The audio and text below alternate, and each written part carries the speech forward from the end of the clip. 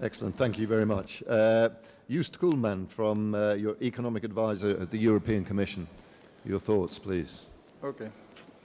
First, thanks for inviting me and giving me the opportunity to share my thoughts on the Western Balkans with this distinguished forum and audience. Now, in considering how to drive stability and development in the Western Balkans in conjunction with the European Union's growth plan, I will focus on the economic and financial aspects. It fits with my background as a macroeconomist and my experience gained at the Commission department I'm working for. I obviously recognize that there are many different other dimensions, political, social, that are equally and potentially more important in driving stability and development, but I think that others are better placed to discuss them.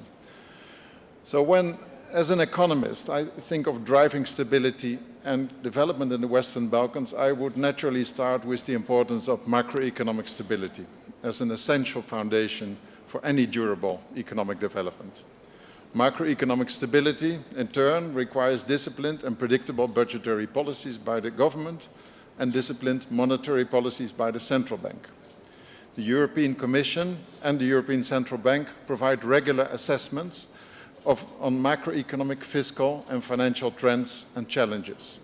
This happens as part of the regular economic and financial dialogue of the European Union with the Western Balkan partners, linked to their economic reform programs. In the context of this dialogue, policy recommendations to steer macro-fiscal reforms and thus also ensure macro stability in the partner countries are jointly agreed. This was the last time just done in the middle of May. And when I think of economic development, I would think of an optimal use of the factors of production, such as capital and labor, their further growth over time, and their increasingly more optimal combination leading to higher productivity growth. And here we come essentially to issues such as competition, market integration, and structural reforms.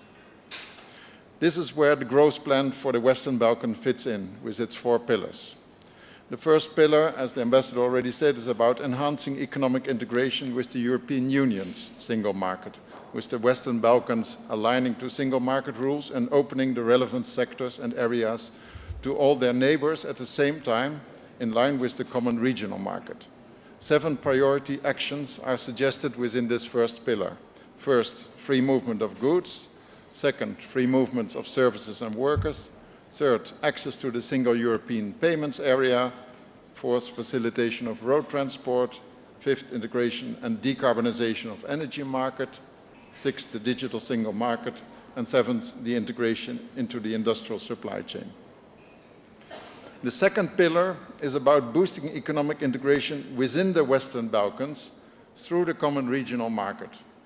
It is vital to overcome small, fragmented markets, make businesses more competitive, attract investors, and retain workers. Based on the European Union rules, it is a stepping stone to the opportunities of the single market. The third pillar is about accelerating fundamental reforms, including on the fundamentals cluster, supporting Western Balkans' path towards European Union membership, improving sustainable economic growth, including through attracting foreign investments and through strengthening regional stability.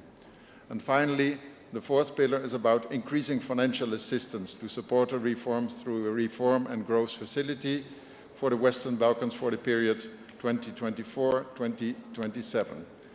A new instrument worth 6 billion euros, consisting of 2 billion euros in grants and 4 billion euros in concessional loans, with payments conditioned on the Western Balkans partners fulfilling specific socio-economic and fundamental reforms.